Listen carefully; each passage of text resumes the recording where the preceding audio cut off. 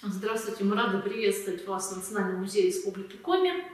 Меня зовут Дурнева Людмила Александровна, я являюсь научным сотрудником отдела истории Национального музея. В нашем музее существует несколько экспозиций, посвященных событиям Великой Отечественной войны. Одна из них располагается в отделе истории, а вторая экспозиция находится в литературном музее имени Ивана Алексеевича Куратова, где я сейчас и нахожусь.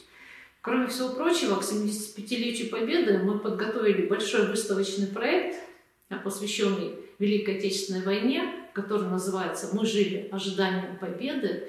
И в этом проекте выставочном у нас будет целый раздел, посвященный героям Советского Союза из наших земляков. Сегодня я хочу рассказать в лекции, которая называется «Три переправы» Николая Преснина, про одного, наверное, из самых известных героев Советского Союза, о первом герое Советского Союза на Волховском фронте, о Николае Васильевиче Оплеснине. И речь пойдет не только о его подвиге, но и вообще всей его жизни, о его детстве, юности, увлечениях, событиях, что позволит посмотреть на него не только как на героя, но и как человека со своими душевными переживаниями, своими планами, мечтами, надеждами, увлечениями. Ну, начнем нашу лекцию с биографической справки. Николай Васильевич Оплеснин родился 12 декабря 1914 года в семье Василия Егоровича и Анны Ефимовны Оплесниных. Его родители познакомились в городе Уссысольске в 1913 году. Вскоре они поженились, переехали в село Выльгород, где и родился Николай. Своего отца Николай практически не помнил, так как в 1915 году отец был призван на фронт Первой мировой войны, и уже в декабре 1916 года он скончался в госпитале от туберкулеза. В фондах Национального музея сохранилась единственный фотоснимок, где Николай запечатлен вместе со своим отцом. Снимок этот датируется 1915-1916 годами. После смерти супруга мать Николая, Анна Ефимовна, вместе со своей семьей переезжает в город Уссысольск. Детство Николая проходит в Уссысольске. Большое влияние на его воспитание, на формирование его личности оказал его дедушка Ефим Петрович Кочев, который очень много времени проводил с Николаем, ходил с ним в лес, на речку. Коля рос таким спокойным мальчиком, очень скромным. Когда пришла пора идти в школу, то вначале он, конечно, был немножко нелюдимый. Как вспоминают его одноклассники, немножко сторонился всех, но очень скоро он становится такой душой компании, душой класса, так как он всегда приходил на помощь и своим одноклассникам, и ребятам соседнего класса. Очень нравились ему такие предметы в школе, как математика, литература, ручной труд, физкультура и занятия изобразительным искусством. Именно в школе произошла еще одна такая важная встреча, которая оказала большое влияние на формирование личности Николая. Он познакомился с Валентином Викторовичем Поляковым. Валентин Викторович Поляков был первым профессиональным художником нашей республики, который получил профессиональное образование. И в 20-е годы, начало 30-х годов он возглавлял несколько агитбригад пионерских, затейники, несколько изо-студий в нашем городе создал и привлекал школьников к занятиям живописью и различными такими мероприятиями культурными, которые проходили в нашем городе. Участие в агитбригаде «Затейники» Николай отмечал как самое яркое явление его жизни того времени.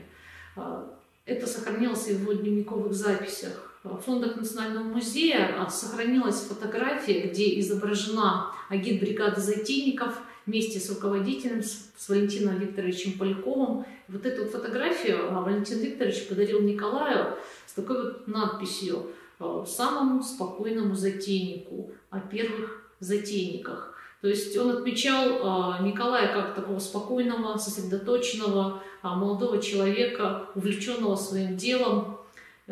Николаю очень нравилось рисовать, и он посещал все кружки, которыми руководил Валентин Викторович Поляков. Как одного из самых таких способных, талантливых юношей Валентин Викторович привлек и к изданию книжных обложек для книг писателей. В 1934 году в драмтеатре прошла выставка графических работ, на которых были представлены работы лучших учеников изобразительного кружка Валентина Викторовича Полякова. Там же были представлены работы и Николая Васильевича Плеснина. Несколько работ, выполненные рукой Николая Плеснина, хранятся и в фонде нашего музея. Помимо увлечения изобразительным искусством, Коле очень нравились, конечно же, и уроки физкультуры. Первые успехи к Николаю пришли еще в 4 классе, когда его команда заняла 2-е место на школьных соревнованиях. Ну а в 1930 году состоялась еще одна такая знаковая встреча с известным спортсменом-физкультурником Анатолием Степановичем Клочковым, который женился на младшей сестре матери Николая, тете Августине. И с этого самого времени Николай вместе с Анатолием Степановичем Клочковым стали проводить очень много времени. Сам Анатолий Степанович для себя решил взять шефство над Николаем, так как Николаю в тот момент уже исполнилось 16 лет, возраст весьма непредсказуемый. Для того, чтобы отвлечь его от картежных игр, от курения, Анатолий Степанович решил привлечь его к спортивным мероприятиям, которые проходили в городе. Вместе с утра они начинали свой день зарядки, с пробежки, обязательно обливались холодной водой.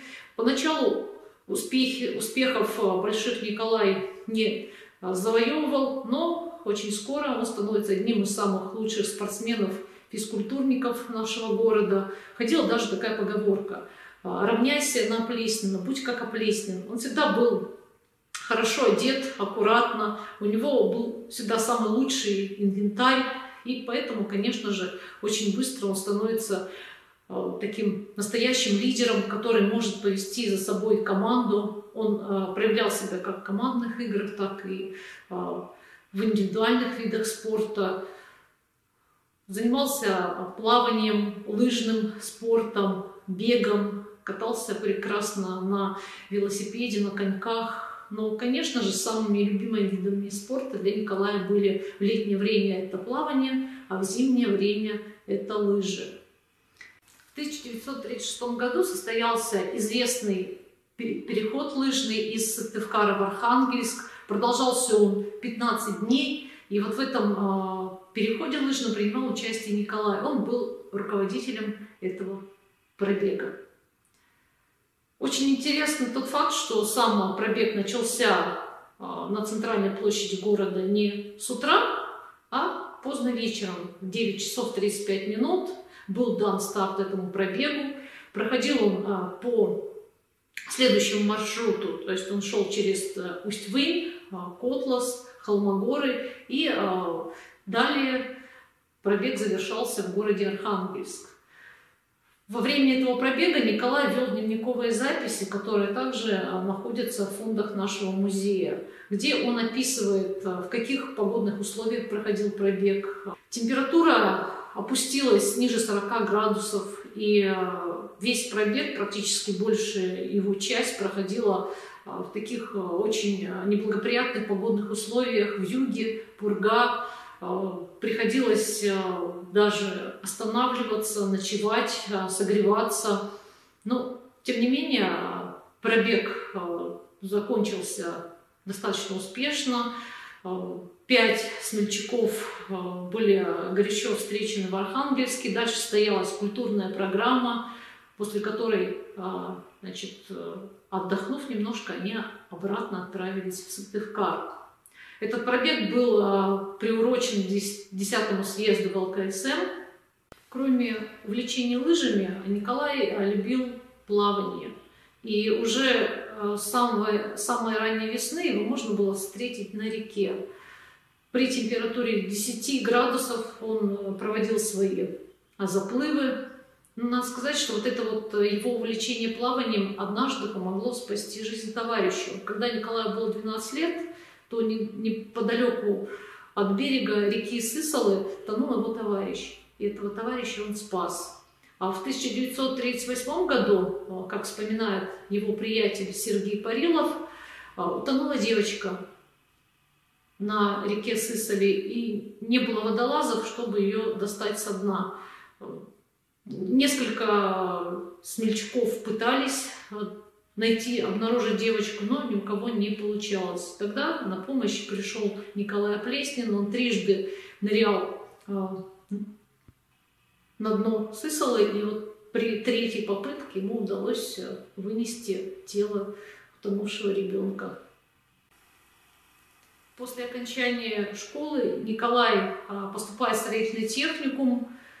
Учится он очень хорошо. В 1933 году заканчивает техникум с отличием. Как отмечают его товарищи, к занятиям он относился очень серьезно, пытался вникнуть во все. И, будучи еще студентом, он участвует в строительстве известного дома специалистов. В фондах Национального музея сохранились фотографии самого дома, а также работ по строительству этого объекта, где мы видим и совсем юного Николая Оплеснина. В 1936 году Николай Оплеснин был призван на службу в армию. Проходит он службу вначале в войсках НКВД в Минске, затем был переведен в Москву, в полковую школу. Во время своей службы он продолжает активно заниматься спортом, участвует в всесоюзных лыжных соревнованиях, и его стрелковое отделение войск НКВД завоевывает второе место в 50-километровом лыжном пробеге. Также Москва представляла большие возможности для Николая в том смысле, что очень часто их водили в театры, музеи. И, конечно же, Николай, который с юношеских лет очень пристрастился к культуре, искусству, ему очень понравилась Москва в этом плане. Впервые именно в Москве он услышал звуки джазового оркестра в фойе театра. Ему очень нравилось маршировать под звуки маршей и оркестров, так как он каждый раз, идя в строю, вспоминал, как маршировал на физкультурных парадах в Сыктывкаре. Он даже думал остаться в Москве, но в Сыктывкаре ждала его любимая девушка Надежда, поэтому, когда срок службы закончился, он возвращается домой. После службы в армии Николай женился на Надежде, очень много времени он уделяет работе в проектной конторе. В 1940 году у Надежды Николая родилась дочь Наина, но в 1939 году он был вновь призван в ряды Красной Армии, проходит службу в должности начальника пулеметного взвода 111-й стрелковой дивизии. Начало Великой Отечественной войны Николай застал в Вологде. И уже на 6-й день войны он отправляется на Северо-Западный фронт со своей 111-й стрелковой дивизией. Идут ожесточенные бои в районе Новгорода. Дивизия Николая сражается на подступах к Ленинграду за полное ее освобождение. И в сентябре 1941 года 111-я стрелковая дивизия попадает во вражеское окружение и останавливается в 20 километрах от реки Волхов. Было очень много раненых, дивизия несла потери, в живых оставалось только около 3000 бойцов, и тогда командование дивизии приняло решение отправить на противоположный берег небольшую группу разведчиков с целью, чтобы они связались на противоположном берегу с командованием Красной Армии, составили план выхода дивизии из окружения и с этим планом вернулись обратно. Вот на выполнение этого боевого задания был отправлен Оплеснин. В том времени он уже был начальником оперативной группы разведки и несколько разведчиков. Когда они подошли к Волхову, то фашисты их обнаружили и открыли по ним огонь. Николай Плеснин попросил товарища его прикрыть, а сам бросился в воду и поплыл. Когда он доплыл до противоположного берега, то и нашел своих, оказалось, что с ним случилось небольшое такое происшествие, когда он переплывал Волхов, он потерял документы все, которые давал ему командир дивизии. Поэтому несколько дней его подвергают жесточайшему допросу, устанавливают, действительно ли он из окруженной дивизии или нет. Когда личность Николая Плеснина была установлена, он по памяти рисует примерный план своей дивизии, вносятся определенные коррективы в этот план. И с этим планом он вновь должен был переплывать ледяной Волхов.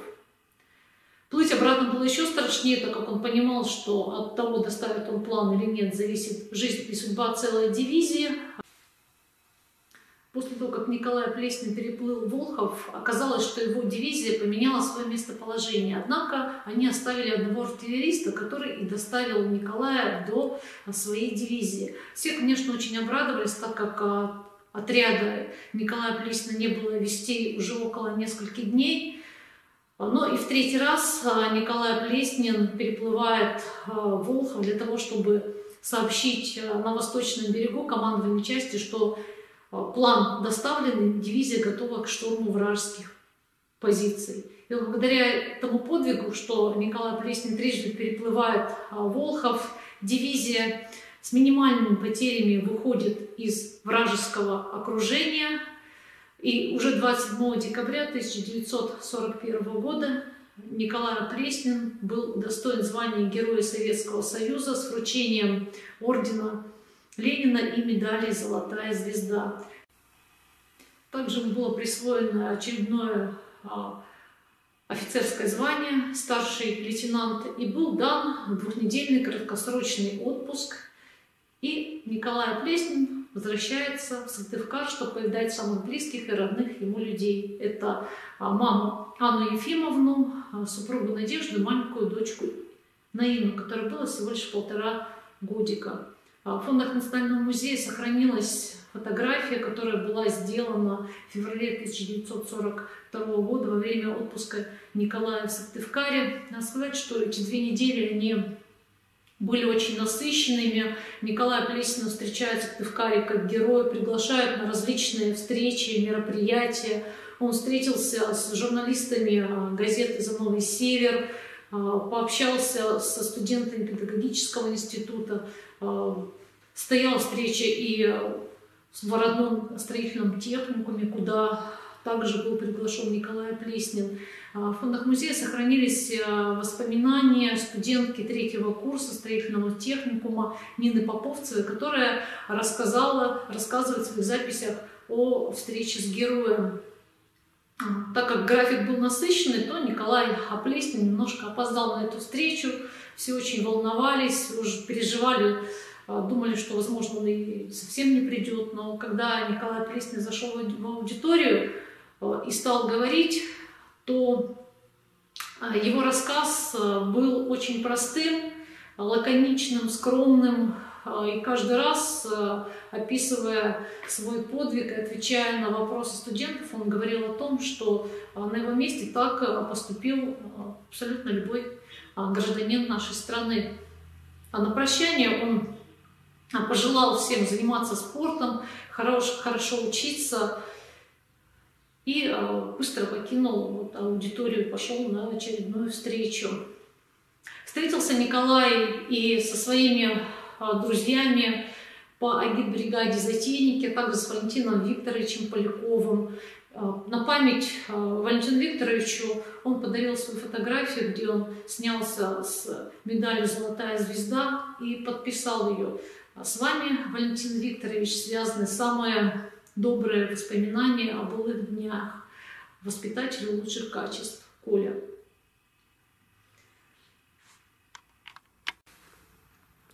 В годы войны школьники города Сыктывкара писали сочинения, посвященные подвигам наших земляков. В фондах Национального музея сохранилось сочинение ученика 6 класса Виктора Каторгина, который описывает подвиг Николая Васильевича Опреснина в виде былины. 2 недели очень быстро прошли, и Николаю нужно было вновь возвращаться на фронт. Обняв жену, дочь, маму, он отправляется на фронт в начале марта 1942 года. А 19 марта, выполняя боевое задание, вместе с своим боевым товарищем, подполковником Рубеном Арутюняном, они попадают под вражеский обстрел и погибают. Николай Опреснин был похоронен неподалеку от деревни Чудово Новгородской области. После войны Николай Опреснин был перезахоронен в Центральном парке города Чудово Новгородской области. Там же был установлен ему памятник. В 1985 году могила была перенесена в городской мемориал павшим воинам города Чудово. Есть улица, названная в честь героя и в нашей республике. Его именем носят улицы в городе Ухта, в селе Визинга, в Сосногорске. В городе Сыктывкаре его именем названа улица, где до войны проживала семья героя. В 2015 году, к 70-летию Победы, несколько самолетов местных авиалиний получили имена героев Советского Союза. Один из таких самолетов был назван в честь Николая Васильевича Опреснина. Существует такая версия, что прототипами 3 скорбящих женщин у мемориала «Вечная слава» стали дочь, жена и мать героя Советского Союза Николая Васильевича Опреснина. Сегодня в нашем городе проживают внуки, правнуки Николая Васильевича Опреснина, которые также хранят память о герое. Несмотря на свою достаточно короткую жизнь, 27 лет, Николай Опреснин успел очень много сделать для нашей страны, для нашей Родины. И в довоенное время успел прославить наш город своими мирными успехами. Национальный музей Республики Коми хранит память о Николае Васильевиче Опреснине. Его мемориальная коллекция часто используется при строительстве выставок, посвященных событиям Великой Отечественной войне. В отделе истории Национального музея в экспозиции «Дорога к победе» представлен целый раздел, посвященный его подвигу.